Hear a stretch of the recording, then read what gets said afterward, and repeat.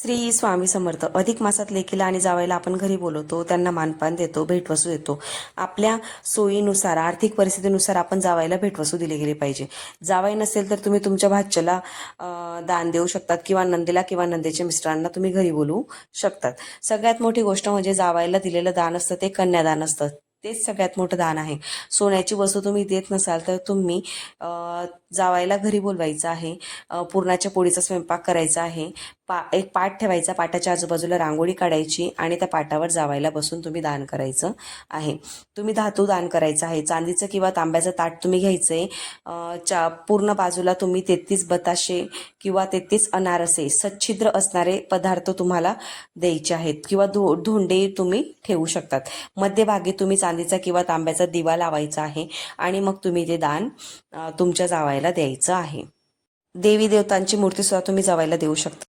श्री स्वामी समर्थ. अधिक मासात जोडव्यात वाढ का करावी? कारण की 3 वर्षात जोडव्यांमध्ये खूपच झीज झालेली असते आणि ती झीज भरून काढण्यासाठी आपण जोडव्यात वाढ करायची आहे. जुने जोडवे देऊन नवीन जोडवे घ्यायचे आहेत किंवा तुम्ही नवीनही जोडवे घेऊ शकतात आणि किंवा जुन्या जोडव्यात तुम्ही भर घालू शकतात. जोडवे घेताना कधी चांदीचे जोडवे घ्यायचे आहेत, सोन्याचे जोडवे घ्यायचे नाहीत. कारण की पैंजण आणि जोडवे कधीच सोन्याचे पायात घालायचे नाहीत. कारण की सोन्याला आपण लक्ष्मीचं रूप मानत असतो आणि लक्ष्मी पायात आपण घालायची नाहीये. तसेच तुम्ही तुमच्या आईलाही चांदीचे जोडवे भेटवस्तू देऊ शकतात अधिक मासानिमित्त. आई ही लेकीला तिच्या सौभाग्यात वाढ व्हावी म्हणून ती सुद्धा आपल्या मुलीला जोडवेही देऊ शकते अधिक मासात. श्री स्वामी समर्थ. 17 मे रविवारपासून तर 15 जून सोमवती अमावस्येपर्यंत धोंड्याचा महिना असणार आहे. तर तुम्ही या महिन्यात काय चुका करायच्या नाहीयेत. मंगल कार्य करायचं नाहीये, लग्न कार्य किंवा साखरपुडा या गोष्टी करायच्या नाहीयेत आणि अधिक महिन्यात कोणतीही नवीन व्यवसाय जो असतो तो सुरू करायचा नाहीये. तसेच नवीन घरकामाचं बांधकाम सुरू करायचं असेल किंवा भूमीचं पूजन करायचं असेल जमिनीचं, तर त्यावेळी तुम्ही त्या महिन्यात ते कामही करायचं नाहीये आणि नवीन गाडी खरेदी करायची नाही. सोने चांदी नवीन दागिने ही खरेदी करायचे नाहीयेत. तसेच या महिन्यात जास्तीत जास्त भगवान विष्णूंची सेवा करायची आहे आणि मांसाहार खाणं टाळायचं आहे.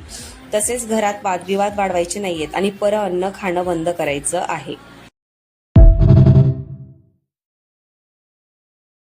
श्री स्वामी समर्थ. 2026 मध्ये 17 मे पासून तर 15 जून पर्यंत अधिक मास आहे. तुम्हाला सर्वांना माहितीच असेल. या काळात सासूरवाशील मुली ही माहेरी जाऊन आईची ओटी भरत असते.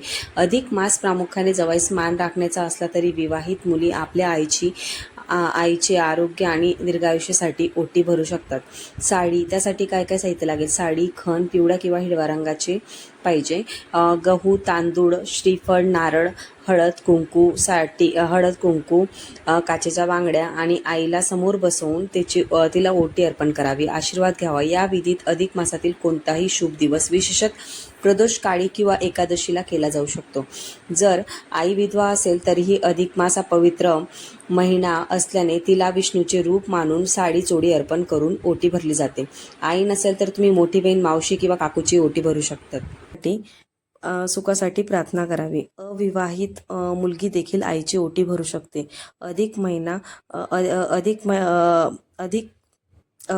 महिन्यात एक वस्तू तुम्ही आईला द्यायची. एक वस्तू तुम्ही नक्की आईला द्या, ती म्हणजे हिरव्या रंगाच्या बांगड्या. आईला आवर्जून द्यायच्या आहेत. आणि जर कधी बांगड्या घेणं शक्य नसेल तर तुम्ही तिला 100 रुपये बांगड्या भरण्यासाठी देऊ शकतात.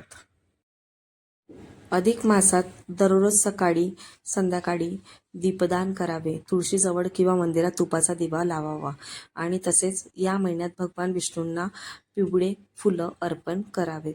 अजून अशा माहितींसाठी व्हिडिओला लाईक करा, शेअर करा आणि चॅनलला सबस्क्राईब देखील करा.